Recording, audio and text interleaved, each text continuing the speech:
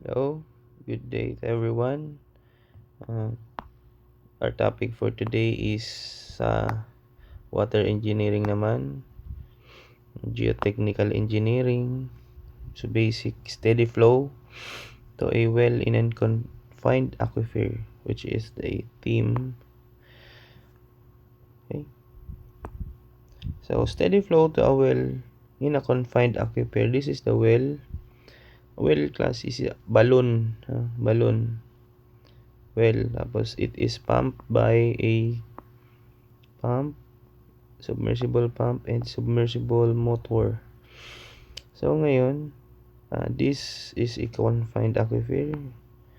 Uh, Water sa ilalim ng mga layer ng ground soil. I mean, there is may mga streams dyan which is called an aquifer. So ngayon, this is a representation only. Pero in real life, ang mga aquifer is hindi naman ito isahan, no? May mga layer siya. So impermeable layer, this is this is soil, gravel, sand, anything that is solid. Impermeable means impenetrable. So zero ang permeability niya kasi impermeable layer siya, no? So steady ratio flow to well in a confined aquifer. So groundwater, ang tawag dito is hydrology. Ang tawag dito is groundwater. Mga groundwater yan galing sa rain, nag-penetrate sa mga permeable layers, pero hindi sila, pag di na sila nakaka-penetrate sa impermeable layers, doon napapasok yung mga aquifer.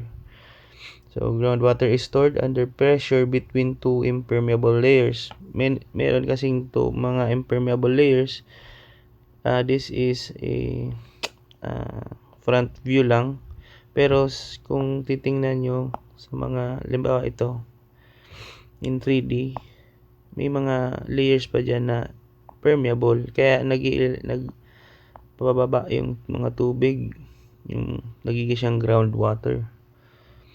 When oil is drilled and pumped, water flows radially toward the well under steady flow conditions. Okay?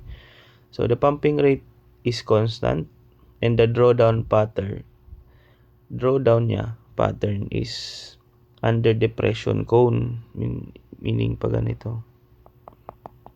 Okay. Kasi sa Darcy law is applied to describe water towards the well. So hindi siya ang tawag dito, ang drawdown pattern niya hindi siya linear. Okay? Hindi siya linear. Kasi the equation or the aquifer is homogeneous or isotrophic. Okay? And fully penetrated by the well. So the resulting cone of the depression represents the decline in the hydraulic head toward the well. The radius of the influence extend until the pumping effects became negligible. So pag determine ito class, itong sinasabing radius, two observation wells yan. So this is the radius. So radius. Okay. Itong observation wells, this is mga pilot wells lang sinasabi nila dati. Bago sila drill ng panahon, ang nagagawa sila ng mga pilot testing, okay, mga pilots. Tapos from there, naka-formulate na sila or naka-designate na sila ng mga observation wells. So radial distance of the well. Ibig sabihin ng radius, hindi dito simula, kundi sa gitna. Kasi ang radius is the diameter divided by 2. Okay? So next. So steady flow to a well is a confined aquifer is bounded by yun na yung representation kanina. So water in the aquifer is under pressure. So when a well is drilled, the water level in the well rises above the top, sometimes even flowing to the surface. Nagiging siyang artesian wells.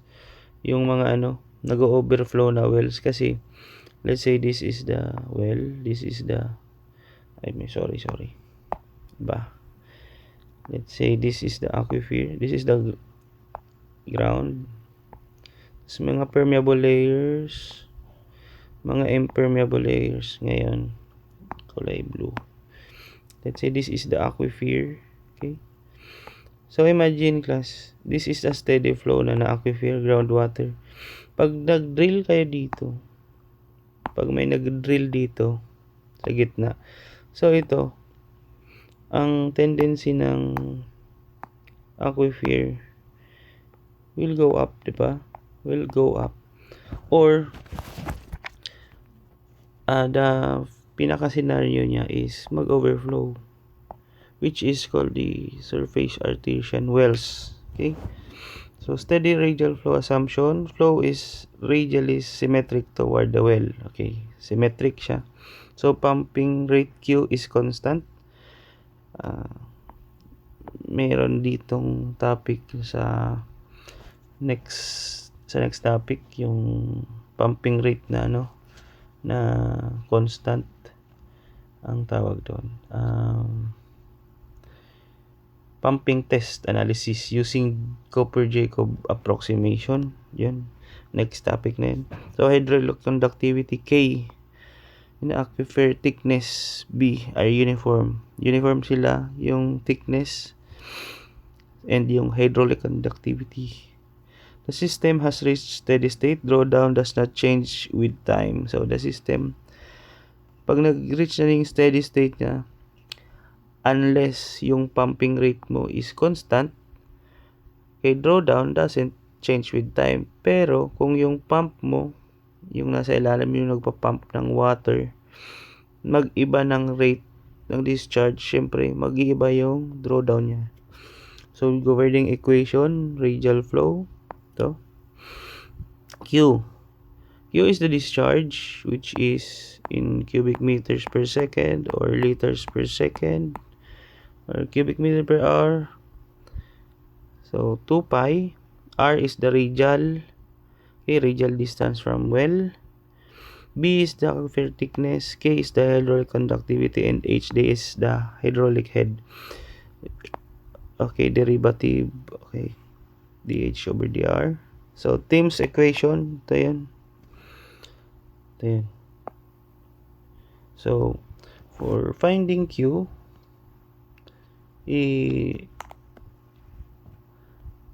ano na lang natin. So, ito ang palaging hinahanap yung pumping rate Q. So, Q, rearranging Q. So, taas na natin to 2 pi. Rearrange lang natin KB. Pag hinahanap yung Q, so multiply natin yung H, R1,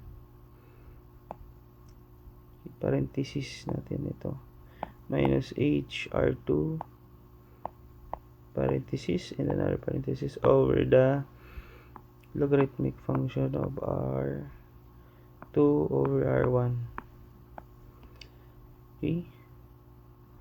So, in confined aquifers, the governing equation is dapat naka-logarithmic function siya. In distance, not linear. Kasi, again, the drawdown projects ganito. Hindi siya linear. Ang linear, diretso, kaya nga linear. Ganito, parang ganito. Linear. Pero ang drawdown, steady flow is radial. Kaya dapat logarithmic ang function niya. Okay? Let's try a problem. So, a fully penetrating well pumps the confined aquifer with transmissivity. Given is transmissivity is T. Given T is equals to 1.0 sorry. Ulitin natin. Dito tayo sa kabila. Okay. Pula. E is equals to, ay, yan na. Diyan ko na lang. Direkta ko na lang. Kasi nandun naman yung formula. This is 10 raised to negative 3 yan. Negative 3 or 0. Negative 3. 0.1 1 2 3. Yan. Meter squared per second. Meter squared kasi yung width. Okay? Width over the time. Okay?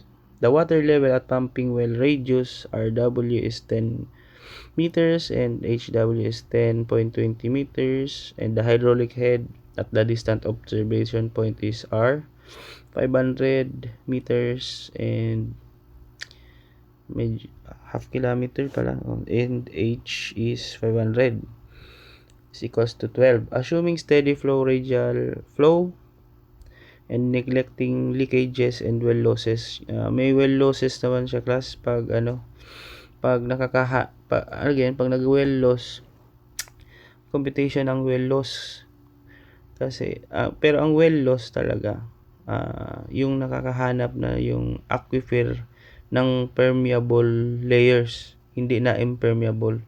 So yun yung mga losses, pero konti naman yun kasi naka-percentage naman siya. So find the pumping rate Q in liters per second daw. So base dun sa last formula, Q is equals to pi KH squared KH H na lang times yung H minus HW squared over pi ln of R2 over R1. So ang R2 over R1 H1 H2. Okay, so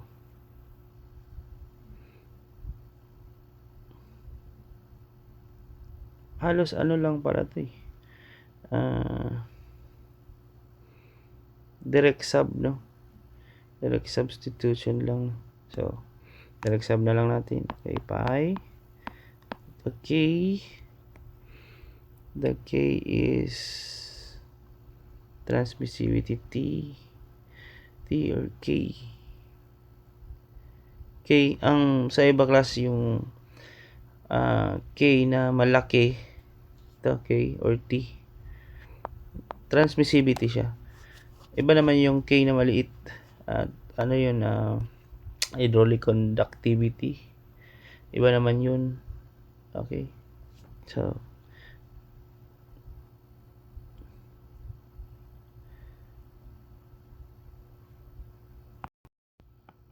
times lang ng 1.0 times 10 raised to negative 3. Okay, it's multiplied ng H1. Yung H1 is 10. Okay, H1 is 10.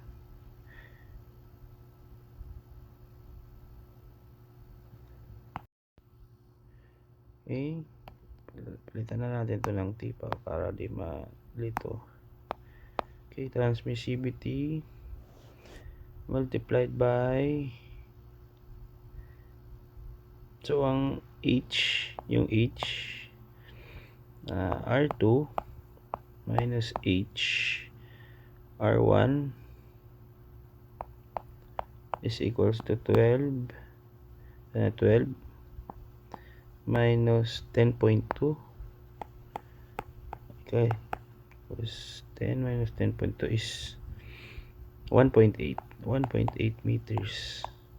So 1.8 meters yung H, ito 1.8 over ln. Dapat may scientific calculator kayo, class. 500 over 0.10. Okay, 500 yung 8. ito. R, 500, sorry. Ito, 500. Yung radius 1 and yung isa is 0.10 meters. Okay, so compute natin. So, Q, compute lang. 2 pi. So, ang answer niya is 1.3279